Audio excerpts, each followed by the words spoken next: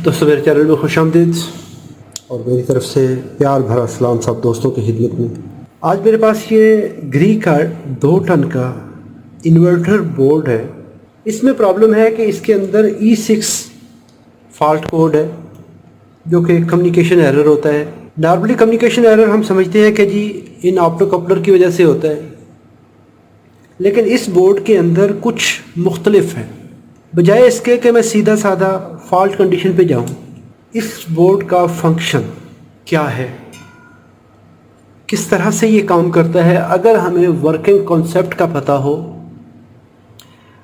किसी तरह का फॉल्ट हो, चाहे वो ओवर करंट का हो, चाहे कम्युनिकेशन का है, चाहे वो IPM करंट का है, चाहे किसी किस्म का भी सेंसर का फॉल्ट है, हमें वो फॉल्ट ट्रेस करने में आसानी होगी और हम पिन पॉइंट कह सकेंगे कि ये कंपोनेंट ख़राब है, इसकी वजह से ये काम नहीं हो रहा, या इनडोर के डिस्प्ले पे ये फॉल्ट आ रहा है तो उसका रीज़न कौन सा है। अच्छा, ये पिन है। अगर हमें वर्किंग कॉन्सेप्ट पता हो कि ये काम कैसे करता है, इसके अंदर कौन से कंपोनेंट है, किस कंपोनेंट की क्या ड्यूटी है। एक तो तरीकाकार ये है, अच्छा आ डब्बी लगी हुई है, ये 2 पिन्ना, अच्छा इनू बदल के वेख लो। अच्छा ए डब्बी 3 पिन्ना वाली है, इनू बदल लो ए नाल जी। अच्छा यार ए नाल भी ठीक नहीं होया, अच्छा इनू बदल लो। क्यों बदलिए भैया इनू? इसको बदलने के लिए हमारे पास एक दलील होनी चाहिए, क्यों, कब और कैसे। अगर हम क्यों, कब और कैसे इन 3 चीज़ों का सवाल इलेक्ट्रॉनिक में जानते हैं तो इलेक्ट्रॉनिक्स कोई मुश्किल नहीं है। उसके लिए थोड़ा सा हमें सर्किट की बनावट पे ध्यान करना है कि सर्किट बना कैसे है, तो कोई मुश्किल नहीं है। हमें अगर उनकी सेफ्टीज़ का पता है कि सर्किट कैसे काम कर रहा है, उसके अंदर क्या क्या सेफ्टी सहूलत और उसको बचाने के लिए, उसकी सेफ्टी के लिए कौन कौन सी चीज़ लगी है, तो कोई मुश्किल नहीं है। चलें स्टार्ट करते हैं। यहाँ पर मैंने इस बोर्ड को इसकी केसिंग से निकाल लिया है और इसकी केसिंग के ऊपर यहाँ पर कनेक्शन डायग्राम बनी हुई है कि यहाँ पर इसकी लाइन, न्यूट्रल और अर्थिंग वायर 3 चीज़ें इंटर हो रही हैं। वहाँ से टर्मिनल बोर्ड से न्यूट्रल बोर्ड के अंदर, लाइन बोर्ड के अंदर और लाइन टर्मिनल से एक और वायर जंपर होके इनडोर यूनिट के लिए आउट हो रही है। इसके बाद न्यूट्रल है तो न्यूट्रल भी इनडोर यूनिट के लिए वापस जा रहा है, लेकिन इनडोर और आउटडोर के दरमियान एक तीसरी है, वो कम्युनिकेशन वायर है। तो ये 3 वायर्स इनडोर को चली गई, इनडोर और आउटडोर के दरमियान 3 वायर्स का कनेक्शन चला गया। इसके बाद यहाँ पर ये सेंसर लगे हुए हैं, आउटडोर टेम्परेचर सेंसर है, एम्बिएंट सेंसर है, एग्जॉस्ट का सेंसर है और इसी तरह ओवरलोड प्रोटेक्शन है। ये सारी की सारी चीज़ें यहाँ पर इसमें हैं इस साइड पे। इसके बाद यहाँ पर UVW आउट होता है कंप्रेसर के लिए, 3 फेज सिग्नल है। 3 फेज कैसे बनता है इसको हम डिस्कस करेंगे। इसके बाद आउटडोर फैन है, यहाँ पर इसका ये कनेक्शन है, यहाँ पर ये सेकंड IPM लगा हुआ है और यहाँ से ये वोल्टेज बन के इस कनेक्टर से आउट हो रहे हैं। इसके बाद 4-वे वाल्व है और एक्सटेंशन वाल्व है। ये सारी चीज़ों के कनेक्शन इसके ऊपर यहाँ पर मेंशन है और यहाँ पर एरर कोड लिस्ट है कि कौन सा एरर है।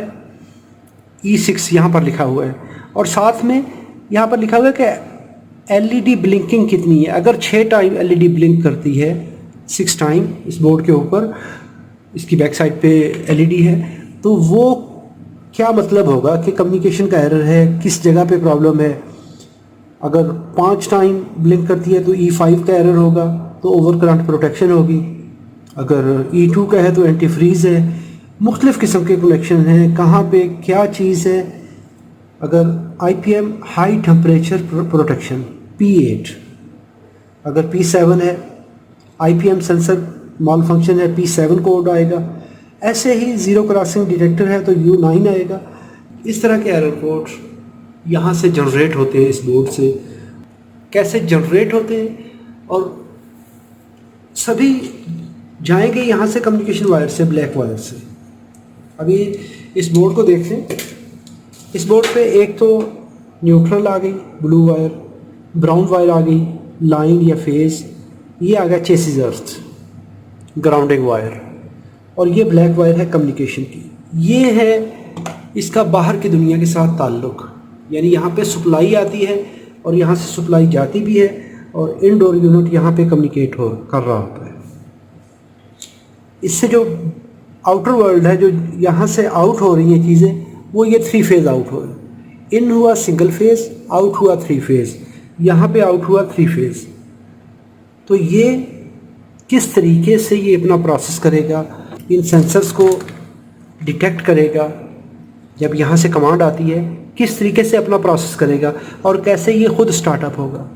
मैंने इसको केसिंग से निकाल के इसका ये हीट सिंक रिमूव कर लिया है। तो इसके हीट सिंक पे यहाँ पर ये स्मोक साइन है, ये वाला। तो ये IGBT इसका जला हुआ है, इसको हम देखेंगे। इसको प्रैक्टिकल आने वाले सेशन में हम इन डिटेल करेंगे कि किस तरीके से आप इसको ट्रबल शूट करेंगे। आज इसको थ्योरी वाइज देखेंगे काम कैसे करता है, और अगले सेशन में, अगली वीडियो में इसको इन डिटेल हम देखेंगे कि कौन सा काम कब और कैसे होता है, और कैसे उसको वेरीफाई कर सकते हैं कि सही हो रहा है या गलत हो रहा है। ये तब मुमकिन है जब हम इसका फंक्शन समझ लें। जब हम इसका फंक्शन समझ लेंगे तो हमें किसी भी डायग्राम की ज़रूरत नहीं पड़ेगी, चाहे वो LG हो, चाहे वो डाइटन हो, ग्री हो, इसके बाद हिटाची हो, सैमसंग हो, हायर हो। इन डायग्राम्स की हमें ज़रूरत नहीं पड़ती, चाहे वो चाइनीज़ किट है, शिंको है, चीगो है, ओरिएंट है, कोई भी, यानी अगर है तो हमें इनकी ज़रूरत नहीं पड़ती। बिल्कुल इससे मिलता जुलता ही बोर्ड ये वॉशिंग मशीन के अंदर, इन्वर्टर वॉशिंग मशीन्स के अंदर होता है, टॉप लोडिंग फ्रंट लोडिंग के अंदर। तो हमें इन डायग्राम्स की ज़रूरत नहीं रहती। कब तक? जब तक हमें किसी कंपोनेंट के जले हुए की वैल्यू, अगर हमारे पास कोई रेफरेंस नहीं है, तब हमें ज़रूरत पड़ती है। अदरवाइज़ ये IPM मॉड्यूल लगे होते हैं और हमें उसका पता होता है कि यहाँ से हाई लो कैसे बनता है। चलिए इसको इन डिटेल डिस्कस करते हैं। अगर इस बोर्ड को देखें तो ये बहुत सादा सा बोर्ड है, एक आम स्विच मोड पावर सप्लाई की तरह का। जैसे हम एक आम SMPS की बात करते हैं, बिल्कुल उस तरह का है, लेकिन इसमें थोड़े से फंक्शन एक SMPS से ज़्यादा है। लाइन और न्यूट्रल ये हमने यहाँ पर इंटर कर दिए इन 2 वायर्स के अंदर। ये जो 2 वायर्स हैं यहाँ पे लाइन न्यूट्रल आया। इसके बाद अगर देखें तो एक फ्यूज़ लगा हुआ है, ये तकरीबन 30 एम्पियर का फ्यूज़ है। इसके बाद आगे EMI फिल्टर सर्किट है, और साथ में यहाँ पर ओवर वोल्टेज प्रोटेक्शन है। ये वाले 3, अगर कभी भी हाई वोल्टेज स्पाइक आएगी, यहीं से शॉर्ट सर्किट होकर फ्यूज़ को उड़ा देंगे, सर्किट बच जाएगा। इसके बाद यहाँ पर हमारे पास हाई फ्रीक्वेंसी के लिए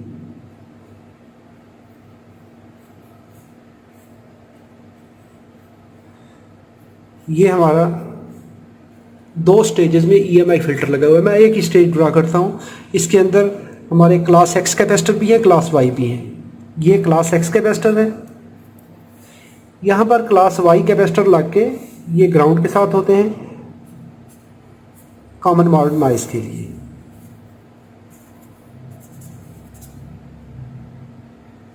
ये सप्लाई यहाँ से चलती है। इसके बाद चूँकि हमारे पास ये बहुत बड़े बड़े कैपेसिटर लगे हुए हैं, इनकी कैपेसिटेंस बहुत ज़्यादा होती है, इसलिए ये बहुत ज़्यादा सर्ज प्रोवाइड करते हैं।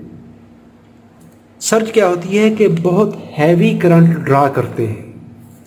अगर इस करंट को कंट्रोल ना किया जाए तो इन सर्किट को डैमेज कर सकते हैं। तो उस डैमेज से बचाने के लिए, क्योंकि 680 माइक्रोफैरेड का एक कैपेसिटर है, 680, तो ये इतने बड़े कैपेसिटर है, ये ब्रिज रेक्टिफायर और इन चीज़ों को किसी को भी नुकसान दे सकते हैं, ब्रेकर ट्रिप कर सकते हैं अगर करंट कंट्रोल ना की जाए। उसके लिए यहाँ पर एक PTC नेटवर्क, यहाँ पर ये 2 लगे हुए हैं तो मैं इसको एक ही बनाऊँगा। ये PTC नेटवर्क लगाकर पॉजिटिव टेम्परेचर कोएफिशिएंट। एनटीसी और पीटीसी का फ़र्क क्या होता है कि एनटीसी में टेम्परेचर के बढ़ने से उसकी रेजिस्टेंस कम होती है, लेकिन यहाँ पर उसको प्रोटेक्ट करने के लिए पॉजिटिव टेम्परेचर कोएफिशिएंट लगाया जाता है कि जैसे ही टेम्परेचर बढ़ेगा, जैसे ही करंट बढ़ेगी, उससे पावर डिसिपेशन बढ़ेगी, हीट जनरेट होगी। हीट जनरेट होने से क्या होता है कि वहाँ पर टेम्परेचर बढ़ेगा। टेम्परेचर बढ़ेगा तो इसको पता चल जाएगा जी आगे ओवर करंट हो रही है। ओवर करंट होने से नुकसान होगा। उसको बचाने के लिए इसकी रेजिस्टेंस खुद से बढ़ना शुरू हो जाती है। अगर ये नॉर्मल 50 ओम है तो अगर टेम्परेचर बढ़ेगा, हाई करंट होगी, तो हो सकता है इसकी रेजिस्टेंस 500 ओम हो जाए। और यहाँ पे अभी पहले इस सर्किट को देख लें।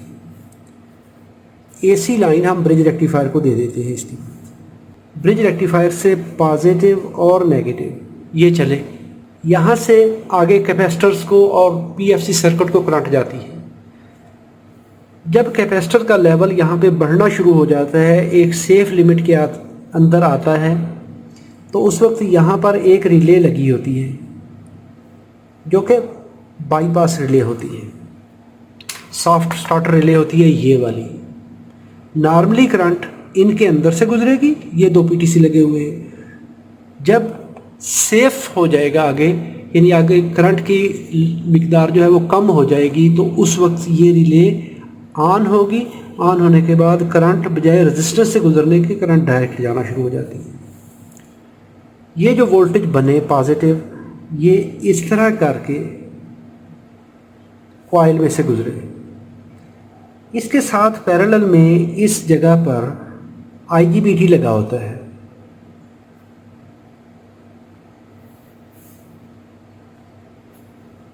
और ये आईजीबीटी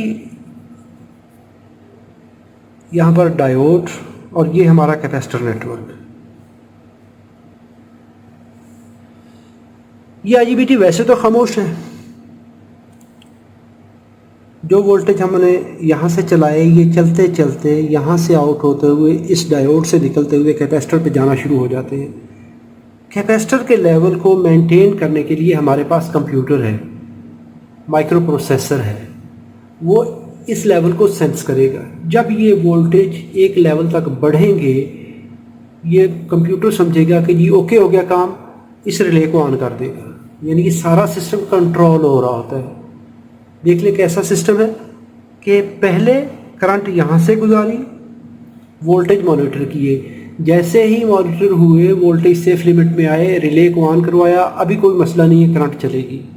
किसी वक्त अगर फॉल्ट आता है और ये करंट बढ़ेगी, आगे कोई चीज़ शॉर्ट सर्किट हो जाती है, तो इसके वोल्टेज ड्रॉप होंगे। जैसे ही ड्रॉप होंगे प्रोसेसर को पता चल जाएगा कि जी वोल्टेज ड्रॉप हो रहा है, फ़ौरन से रिले को ऑफ कर देगा कि मियाँ अभी तेरा काम ख़त्म हो गया, करंट रेजिस्टेंस पे से गुजरेगी। अभी इसके साथ पैरेलल में जब ये वोल्टेज बढ़ रहे होते हैं, तो इसके पैरेलल में एक सप्लाई सर्किट होता है यहाँ पर।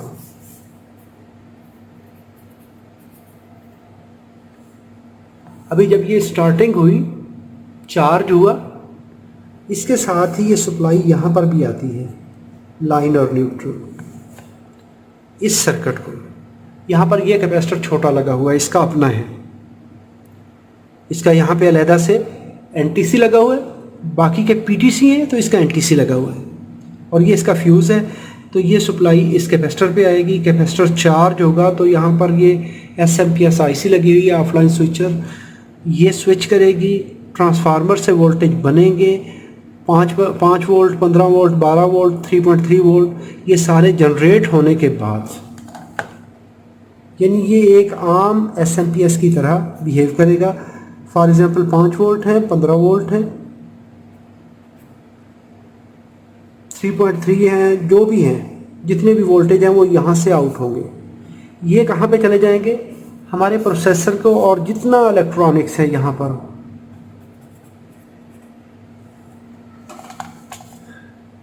इसके बैक साइड पे कंप्यूटर लगा हुआ है, ये आईपीएम लगे हुए हैं, इंटेलिजेंट पावर मॉड्यूल्स, इनको और जितनी भी इलेक्ट्रॉनिक्स है सबको पावर अप करने के लिए ये सप्लाई यहाँ से बनेगी। ये कैपेसिटर लगे हुए हैं, 1 2 3, और ये चौथा कैपेसिटर, ये 4 कैपेसिटर्स पे वोल्टेज बनेंगे। बनने के बाद हमारा सर्किट एक्टिव हो जाएगा। जैसे ही वो एक्टिव होगा, अभी ये सारा काम कब होगा? जब ये स्टार्ट होगा, जब इस पे वोल्टेज चार्जिंग स्टार्ट हो चुकी है, इस पे वोल्टेज बनना शुरू हो गया, इसने अपना काम शुरू कर दिया। जब तक ये वोल्टेज बन रहे हैं, ये मिली सेकेंड में, सेकेंड के 1000वें हिस्से में ये काम हो रहा होता है। उस वक्त MCU स्टार्ट हुआ। स्टार्ट होने के बाद इसने अपनी सारी इलेक्ट्रॉनिक्स को हेलो हाई कर दिया। अभी यहाँ पर हमारे पास ये वोल्टेज बन गए। अभी होगा क्या कि इनडोर यूनिट बोर्ड से कोई भी कमांड आती है या इसने को भेजनी है, तो ये है कम्युनिकेशन वायर। ये यहाँ से कमांड भेजेगा भी और लेगा भी। इनडोर यूनिट मास्टर यूनिट है, वहाँ से कमांड आई, इसको बोला कि तू ऑन हो जा। इसके मेमोरी में अभी कुछ चीज़ें हैं, इसको बताया हुआ है पहले से कि जब तुझे कहा जाए कि भाई तू ऑन हो जा, तूने क्या क्या देखना है। पहले देखना है कि ये वोल्टेज पूरे हैं। अगर ये वोल्टेज पूरे हैं तो ठीक, अगर ये वोल्टेज कम है तो क्या करना है, यहाँ से एक कमांड भेजनी है इस IGBT को और यहाँ पर वोल्टेज को बूस्ट करवाना है। पहले यहाँ पर 310 वोल्ट थे, इसको कहा जी वोल्टेज को बूस्ट करो। ये डिपेंड करता है डिज़ाइनर पे कि वो किस तरीके से उसको डिज़ाइन करता है। फॉर एग्ज़ाम्पल वो कहता है मुझे 350 वोल्ट चाहिए, मुझे 400 वोल्ट चाहिए, तो इस कैपेसिटर पे ये जो वोल्टेज हैं ये यहाँ पे चेक करेगा। वोल्टेज यहाँ से चेक किए, कम है तो कमांड दे दी IGBT को, चल भी स्टार्ट हो जा। ये उस वक्त ऑसिलेट करेगा, IGBT को ड्राइव मिलेगी। यहाँ पर 2 IGBT लगे हुए हैं, 2 IGBT 2 डायोड। तो ये पंपिंग स्टार्ट करेंगे, वोल्टेज को बूस्ट करेंगे, ये बड़े कैपेसिटर्स पे वोल्टेज मेंटेन हो जाएंगे। माइक्रो कंट्रोलर इन वोल्टेज को चेक कर रहा है। वोल्टेज पूरे हुए, इसके बाद इसने चेक करना है कि जी टेम्परेचर सेंसर,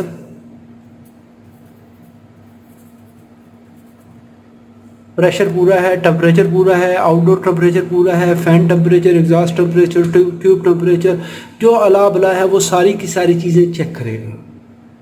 चेक करने के बाद इसके बाद यहाँ पर लगे हुए हैं IPM इंटेलिजेंट पावर मॉड्यूल्स। ये पॉजिटिव, ये वोल्टेज यहाँ पर मैं कहता हूँ कि 380 वोल्ट मेंटेन होके यहाँ पर आ गए। यहाँ से 6 लाइन की कमांड भेजेगा।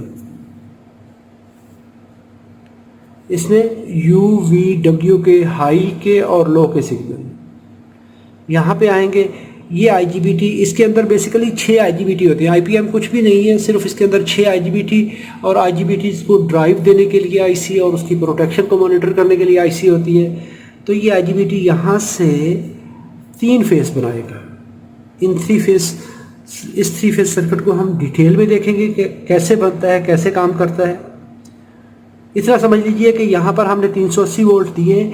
इन 380 वोल्ट को इस तरीके से इसने सैंपल करना है कि यहाँ पर ये इस तरह सिग्नल फेस डिफरेंस जनरेट करवा के, ड्यूटी साइकिल चेंज करवा के ये वोल्टेज देगा।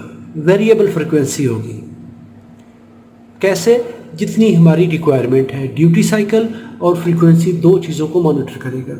इसके बाद ये इसकी रिटर्न लाइन है, तो इसके अंदर यहाँ पर एक करंट सेंस होती है, आई सेंस रेजिस्टेंस होती है। इस रेजिस्टेंस पे जितने वोल्टेज होंगे ये मॉनिटर करेगा यहाँ पर कि कितनी करंट चली, इसके क्रॉस कितने वोल्टेज ड्रॉप हुए। इसको पता चल जाएगा कि अगर तो सिस्टम ओके है तो करंट की लिमिट ये होनी चाहिए, अगर आगे सिस्टम रॉन्ग है तो उस वक्त इसको पता चल जाएगा कि ओवर करंट हो रही है फ़ौरन से। अभी जैसे ही इसने बचाना है कि अगर तो ओवर करंट चलती रहे तो ये सारे सर्किट को उड़ा के रख देगा, शॉर्ट सर्किट हो जाएगा। उससे बचाने के लिए ये क्या करेगा, फ़ौरन से ये ड्राइव ऑफ करेगा, इसके बाद इसको ओपन करेगा ताकि पीछे से जो करंट की फीडिंग है वो भी कम हो जाए। ये सारे के सारे फंक्शन एक सिस्टमेटिक तरीके, ऑटोमेटिक तरीके से हो रहे होते हैं। इसके बाद अगर कंप्रेसर लगा हुआ है तो उस वक्त वोल्टेज की वैल्यू ये होगी। अगर कंप्रेसर उतर गया, कंप्रेसर की एक वाइंडिंग ओपन हो गई, तार ब्रेक हो गई, कहीं पे ओवर करंट कंडीशन आ गई, ये सारी चीज़ें मॉनिटर करेगा। मॉनिटर करने के बाद इस सिस्टम को चलाएगा। अभी इसको पता है कंप्रेसर ऑन करना है, तो इसने आउटडोर फैन को ऑन करना है। आउटडोर फैन को ऑन करना है तो उसके लिए इसने उसका टेम्परेचर मॉनिटर करना है। आईपीएम ऑफ कर दिया। अगर आउटडोर टेम्परेचर ज़्यादा है, एग्जॉस्ट टेम्परेचर ज़्यादा है, तो उस वक्त क्या करेगा, ये फ़ैन को चलता रखेगा, आईपीएम को ऑफ कर देगा। वहाँ पे जो हीट एक्सचेंजर है वो ठंडा हो जाए, उसके लिए फ़ैन को ऑफ रखेगा। जब हीट एक्सचेंजर ठंडा हो गया उस वक्त क्या करेगा, फ़ैन को ऑफ करेगा। जब दोबारा कमांड आती है कि ऑन करो, इसको पता है कि फ़ैन को भी ऑन करना है, इसको भी ऑन करना है, साथ में करंट मॉनिटर करनी है, ये चीज़ें मॉनिटर करनी है। अगर हम इससे फंक्शन मांगते हैं कि ठीक है जी हीट एंड कूल पे शिफ्ट कर दो, तो हीट एंड कूल वाल को चेंज करवाएगा, तो उस वक्त सिस्टम शिफ्ट हो जाएगा। पहले सिस्टम को ऑफ करेगा ताकि जो गैस के प्रेशर्स हैं वो नॉर्मलाइज हो जाएं, उसके बाद ये सिस्टम को स्विच करेगा, वाल को ऑपरेट करेगा। हमारा जो सिस्टम है हीट से कूल में शिफ्ट हो जाएगा, कूल से हीट में शिफ्ट हो जाएगा। ये सारी की सारी चीज़ें हम चलें जी देखते हैं इसको, और सर्किट की कॉन्फ़िगरेशन देख लेते हैं।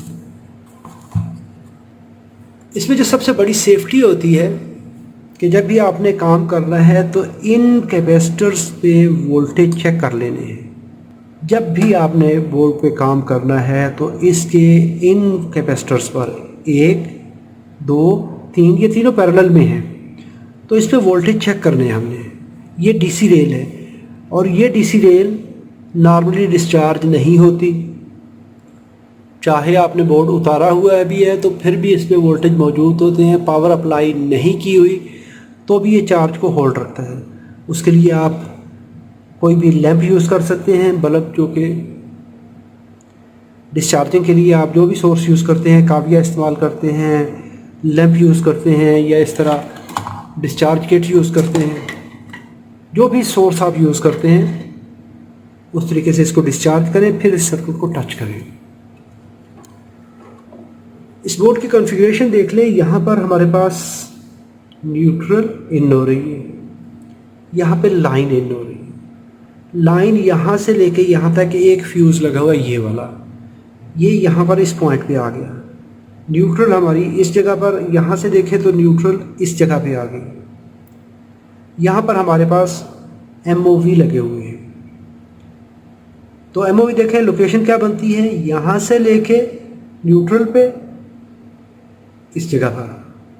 तो ये देखें न्यूट्रल पे, लाइन और न्यूट्रल के दरमियान, और एक ये सीरीज में आ रहा है। तो दो प्रोटेक्शंस हमारी लग गई, एक यहाँ पर ये और एक 2।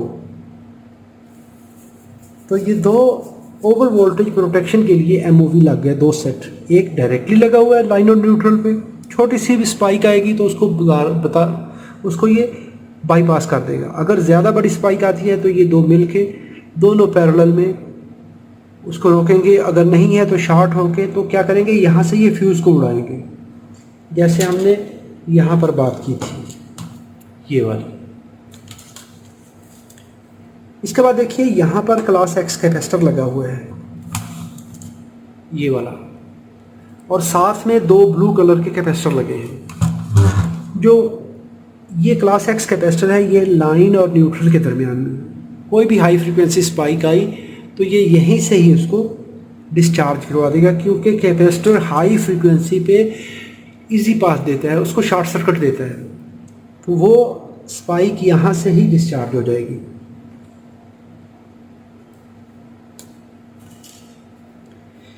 इसके बाद यहाँ पर आ जाइए, ये 2 पॉइंट, 1 और 1, 2, ये एक ब्लू कैपेसिटर लगा हुआ है, यहाँ पर ये दूसरा कैपेसिटर लगा हुआ है, एक न्यूट्रल से इस पॉइंट पे और एक लाइन से इस पॉइंट पे, और इन दोनों का कॉमन पॉइंट यहाँ से अर्थिंग वायर पे जाता है, चेसिस अर्थ पे जाता है, तो जो कॉमन मॉड नॉइज़ है वो यहीं से ही उड़ा देगा। डिफरेंशियल मॉड नॉइज़ यानी दोनों लाइनों के अंदर अगर कोई स्पाइक आती है तो यहाँ से उड़ेगी। कॉमन मॉड नॉइज़ आता है चाहे एक में या दूसरे में, तो उसको अर्थ करवा देगा यहाँ से। इसके बाद यहाँ पर ये इंडक्टर है, ड्यूल लाइन फिल्टर है, इस पॉइंट से इस पॉइंट से। इसके बाद यहाँ पर आगे क्लास X कैपेसिटर है, साथ में फिर ये क्लास Y कैपेसिटर है। तो ये हमारे टैंक सर्किट बनकर जो हमारा लाइन सिग्नल है, साइन वेव सिग्नल है, उसको बिल्कुल प्योरीफाई कर देंगे, यानी उसके अंदर किसी किस्म की कोई फ्रीक्वेंसी नहीं छोड़ेंगे। तो ये सिग्नल हमारा यहाँ पे आ, इसके बाद ये यहाँ पे पहुँच गया, ये न्यूट्रल यहाँ पे आ गया। अभी न्यूट्रल को देखें, यहाँ से चलता है ऐसे इस पॉइंट पर, और ये एक तो चला जाता है डायरेक्टली इस कैपेसिटर के नेगेटिव टर्मिनल पर, ये जो हमारी एसएमपीएस है, प्लस यही न्यूट्रल हमारे इस कम्युनिकेशन सर्किट में दाखिल हो जाता है। इसके बाद देखें तो लाइन वोल्टेज यहाँ से चलेंगे, पहला पीटीसी, इसके बाद ये यहाँ से आते हैं इस पे दूसरा पीटीसी, इसके बाद हमारे इस नेटवर्क में आ जाते हैं सॉफ्ट स्टार्टर बाईपास। जब ये हमारा सर्किट आगे सेफ होगा तो उस वक्त ये रिले ऑन होगी, तो हमारा ये सर्किट ऐसे स्विच करेगा, ऐसे पहले करंट पीटीसीज़ के दरमियान में चलेगी, जैसे ही वोल्टेज सेफ लिमिट पे पहुंचेंगे तो ये रिले बाईपास होगी, ये वाली बाईपास बड़े वाली रिले। यहाँ पर दो रिले लगी हुई हैं, एक ये वाली एक छोटे वाली। ये छोटे वाली इन पीटीसी को एक्टिव करवाएगी, जब कैपेसिटर सेफ लिमिट पे पहुंचते हैं तो उस वक्त ये रिले इनको बाईपास करवा देगी, यानी ये इनको इन सर्किट लाएगी और ये उनको सर्किट से बाहर निकाल देगी। अभी जो हमारा फेज़ है, जो लाइन वोल्टेज है, वो यहाँ से चलेंगे, यहाँ से होते हुए पीटीसी, एक पीटीसी से होते हुए दूसरे पीटीसी में, और यहाँ से होते हुए इस जगह पर, यानी फिर इनका एक रास्ता ये बनेगा। और जब ये सर्किट ऑन हो जाएगा तो फिर लाइन यहाँ से टच करेगी इस जगह पर, इस ब्रिज रेक्टिफायर पर।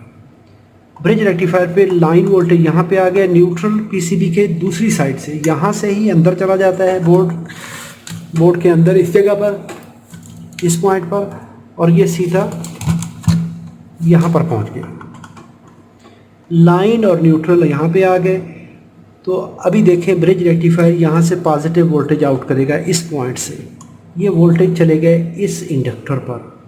यहाँ पर लगे हुए हैं दो इंडक्टर, 1 2,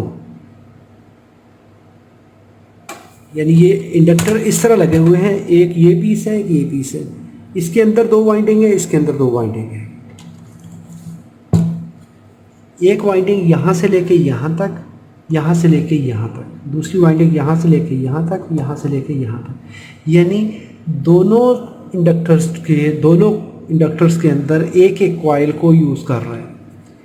एक सेट यहाँ से चलता है इस आईजीबीटी पे, ये वाला,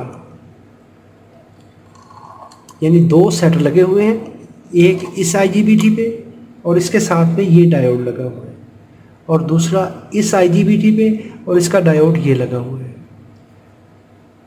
अभी देखिए इसकी जो आउटपुट है वो यहाँ पर पहुँच रही है और इसकी आउटपुट भी उसी पॉइंट पे पहुँच रही है, यानी यहाँ से करंट का रास्ता एक इस साइड पे, एक इस साइड पे, इसके बाद इस आईजीबीटी और इस इंडक्टर से गुजरने के बाद, इस डायोड से गुजरने के बाद इस जगह पर, और दूसरा इस आईजीबीटी और इस इंडक्टर से गुजरने के बाद यहाँ पर एक ही जगह पर इकट्ठे हो जाते हैं। तो ये यहाँ पर कैपेसिटर के पॉजिटिव टर्मिनल पर आ गए, 1 2 3, तीनों कैपेसिटर के पॉजिटिव टर्मिनल पर, चाहे वो आईजीबीटी के साथ हो, यानी पीएफसी सर्किट ऑन हो या ना ऑन हो। इस पीएफसी सर्किट को ऑन करने के लिए ये हमारा ड्राइवर सर्किट है, जो कि हाफ ब्रिज ड्राइवर है। इन आईजीबीटी को बारी बारी स्विच करेगा, कभी इसको कभी इसको, ये डिपेंड करता है कि हमें करंट कितनी चाहिए। तो इसका एक्टिवेशन सिग्नल यहाँ से आता है, ये वाला, और इस माइक्रो कंट्रोलर से कंट्रोल होता है। अभी नेगेटिव साइड को देख लें, यहाँ पे चला, यहाँ पर हमारे पास RS2 ये लगी हुई है, 8.2 मिली ओम की रजिस्टर है, तो ये करंट यहाँ से चलेगी, इसके बाद यहाँ पर, और ये इस साइड पे, और साथ में हमारे इन कैपेसिटर्स पर, ये जो कैपेसिटर लगे हुए हैं यहाँ से ये पीसीबी के दूसरी साइड पे चली जाती है। ये जो जंपर यहाँ पे लगे हुए, तो ये करंट हमारी वहाँ पे पहुँच जाती है। साथ में यही नेगेटिव करंट, अभी अगर किसी वजह से इस एरिया में कोई शॉर्ट सर्किट हो गया तो करंट ड्रा करेगा, एक तो इनके ऊपर वोल्टेज ड्रॉप होंगे।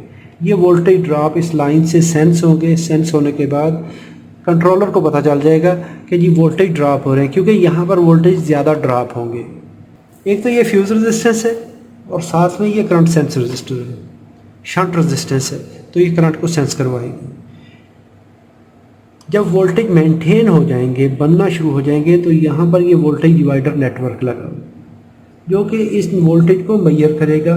पॉजिटिव और नेगेटिव के दरमियान में वोल्टेज डिवाइडर नेटवर्क बनाकर एग्जैक्ट वोल्टेज की वैल्यू यहाँ पर पहुँच जाएगी और इसको हर वक्त पता चलता रहेगा कि कितने वोल्टेज हैं मेरे कैपेसिटर बैंक पर।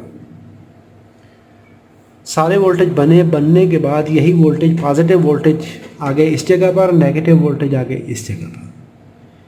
ये वोल्टेज देखिए यहाँ पर 1 2 3 रजिस्टर लगी हुई हैं। कुछ IPM ऐसे होते हैं जिनके अंदर उसमें जो डाउन साइड वाले IGBT होते हैं 3 UVW के लो साइड वाले, तो उनके एमीटर एक ही जगह पे कनेक्ट होते हैं, वहाँ पे एक रेजिस्टेंस होती है। लेकिन यहाँ पर 3 रेजिस्टेंस सेपरेट लगी हुई है, तो तीनों रेजिस्टेंस की करंट मॉनिटर हो रही होती है। यहाँ पर कंपैरेटर सर्किट लगा होता है।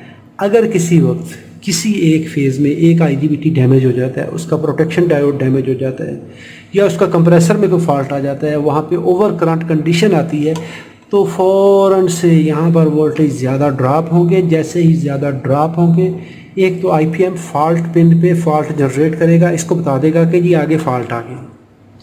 दूसरा ये हमारा करंट सेंसर रजिस्टर, ये सर्किट फ़ौरन से यहाँ पर बताएगा जी करंट ओवर हो रही है। जैसे ही करंट ओवर का सिग्नल आया, यहाँ पर इसने इसकी IPM की ये जो ड्राइव ये 6 पिनों पे आ रही है, इनको कट करेगा। क्या होगा कि IPM की ड्राइव रुक जाएगी। एक फेज़ पे तो शॉर्ट सर्किट हुआ ही हुआ है, बाकियों को भी ऑफ करवा के फ़ौरन से इनडोर यूनिट को, यहाँ पर ये अप टू कपलर लगे हुए हैं, तो यहाँ से ये कमांड दे के बता देगा कि भी आउटडोर सर्किट में, आउटडोर बोर्ड के अंदर ओवर करंट कंडीशन आ रही है। ऐसे ही यहाँ पर ये IPM लगा हुआ है, ये है आउटडोर फैन का, तो इसके साथ भी ये रजिस्टर लगे हुए हैं 3 1 2 3। तो ये भी ओवर करंट कंडीशन में अगर कोई मसला बनेगा तो फ़ौरन से ये फीडबैक जाएगी या इसी बताएगी कि जी ओवर करंट हो रही है। बात बहुत सिंपल सी होती है। अक्सर औकात यहाँ पर ये जो इसकी ड्राइव सर्किट के अंदर सीरीज़ में रजिस्टर लगे होते हैं, कोई एक रजिस्टर डैमेज हो जाती है जो कि प्रोटेक्शन रजिस्टर होती है। ये SMD रजिस्टर के अंदर सबसे बड़ा स्यापा ही यही है, या इसके अंदर कोई छोटा कैपेसिटर शॉर्ट सर्किट हो जाता है, तो उन चीज़ों को डिटेक्ट करना पड़ता है। तो बाज़ वक़्त IPM डैमेज हो जाता है क्योंकि ये हाई करंट को डील करता है। लेकिन अगर सेफ्टी सही हो, डिज़ाइन सही बना हुआ हो, तो वहाँ पे हमें प्रॉब्लम नहीं आती। फिर हमें होता है कि डायग्नोज कैसे करना है इसको भी हम इंशाल्लाह देखेंगे। तो ये सारी की सारी चीज़ें यहाँ पर भी उसी तरह 6 ड्राइव्स आ रही होती हैं यहाँ से, और 6 ड्राइव्स यहाँ पे आती हैं। ये होती हैं कंप्रेसर के लिए और ये होती है फैन ड्राइव के लिए। कई सर्किट्स के अंदर ये IPM नहीं होता, वहाँ पर हो सकता है कि SSD लगी हो, SSR लगी हो, तो वो सॉलिड स्टेट डिवाइस जो है वो लाइन वोल्टेज स्विच कर रहा होता है। तो यहाँ पे फुल इन्वर्टर AC है, तो यहाँ पर वो उसको आउटडोर फैन की भी स्पीड को कंट्रोल कर रहा होता है। यहाँ पर ये कैपेसिटर लगा हुआ है कम्युनिकेशन के लिए, तो कम्युनिकेशन के वोल्टेज जो है ये यहाँ पे मेंटेन होते हैं। ये रजिस्टर नेटवर्क लगा हुआ है और ये जो वोल्टेज होते हैं फ्यूज़ नंबर 2 से आउट होके इन रिलेज़ के कॉमन पॉइंट पे चले जाते हैं। ये ऑप्शन होते हैं कि कहीं पे हीटर इस्तेमाल करने हैं, उसने कंप्रेसर के लिए हीटर इस्तेमाल करना है, जो भी करना है, तो वो रिले ऑन करवाएगा। वो रिले ऑन होगी तो उसको जो वोल्टेज जाएंगे सेफ्टी के लिए वो फ्यूज़ से गुजार के देगा। 1 2 3 ये ULN 2003 होती हैं। ये ULN 2003 जो है ये यहाँ पर लगी हुई है रिलेज़ को ड्राइव करवाने के लिए। यहाँ पर ULN 2003 जो है वो एक्सपेंशन वाल के लिए इस्तेमाल होती है। यहाँ पर इसके टेम्परेचर सेंसर हैं, तो temperature sensor voltage divider network बना के बता रहे होते हैं कि जी कितना टेम्परेचर है। बेसिकली वहाँ पे एक रजिस्टर होती है जो कि चेंज हो रही होती है। कुछ इसमें NTC होते हैं, कुछ PTC होते हैं। इनको हम टेस्ट कर सकते हैं। यहाँ पर इसकी LEDs होती हैं। अगर सप्लाई ठीक है तो LED इल्यूमिनेट हो जाएगी, अगर कोई फॉल्ट होगा तो फॉल्ट वाली LED ब्लिंक करेगी। तो अगर हमें इन चीज़ों का आइडिया है कि ये सर्किट की कॉन्फ़िगरेशन क्या है, तो हम जो फॉल्ट होगा उस फॉल्ट की नेचर के हिसाब से, यानी फॉल्ट क्या है तो हम उस फॉल्ट की नेचर को ट्रांसलेट करके हम उस एरिए में डायरेक्टली जा सकते हैं कि फ़ॉल्ट कहाँ का है। ओवर करंट का है तो हमें पता चल गया कि यहाँ पर ओवर करंट सिस्टम है। कुछ बोर्ड्स के अंदर यहाँ पर सीटी लगा होता है, करंट ट्रांसफार्मर लगा होता है। तो अगर ओवर करंट प्राइमरी करंट का इशू है तो हम उस सर्किट को ट्रेस करेंगे, उसके साथ रेक्टिफायर लगे होते हैं, कैपेसिटर लगा होता है, वोल्टेज डिवाइडर नेटवर्क और वो वोल्टेज जा रहे होते हैं माइक्रो कंट्रोलर को, तो हमें उस सर्किट को ट्रेस करना पड़ता है। अगर यहाँ पर वो कहता है कि आईपीएम की इन चीज़ों का फॉल्ट है तो ठीक है, अगर आईपीएम की ओवर टेम्परेचर कंडीशन का फॉल्ट है तो इसका मतलब है मे बी यहाँ पर इस पे जो हीट सिंक कंपाउंड लगा है, जो हीट सिंक ग्लू लगा है वो ठीक नहीं है, उसको साफ़ करके हम दोबारा लगाएंगे। बाज़ का ये होता है कि बैड सोल्डरिंग का इशू हो जाता है। ये सारी की सारी चीज़ें हमें देखनी पड़ती हैं। ऐसे यहाँ पर बूटस्ट्रैप के कैपेसिटर लगे होते हैं जो कि फीडबैक के लिए होते हैं। यहाँ पर देखें तो UV W के तीनों फेज़ के जो सिग्नल हैं वो यहाँ से आते हैं, 1 2 3 इन नेटवर्क से गुजरने के बाद इन कैपेसिटर्स पर आते हैं और ये फीडबैक बन के इन 3 पिनों पे जा रही होती है। अगर कभी भी कोई फॉल्ट कंडीशन आती है तो ये फ़ौरन से इसको बता देता है कि जी आगे लोड लगा है नहीं लगा, आया जो रोटेशन है वो सही हो रही है या गलत हो रही है, हमने किसी दूसरी ब्रांड का कंप्रेसर लगा दिया है, हमारा UVW सही नहीं है या उसकी इंडक्टेंस वैल्यू ठीक नहीं आ रही, वोल्टेज ड्रॉप कम या ज़्यादा हो रहा है, ये सारी की सारी चीज़ें मॉनिटर करके इसको फीडबैक मिल रही होती है। जो इनडोर से कमांड आएगी वो यहाँ से IPM यहाँ से ऑप्टोकपलर से होगी, होने के बाद उसके मुतलका ट्रांजिस्टर से स्विच होगी, इसको 5 वोल्ट का सिग्नल मिल जाएगा, वही डिकोडेड सिग्नल इसको मिलेगा।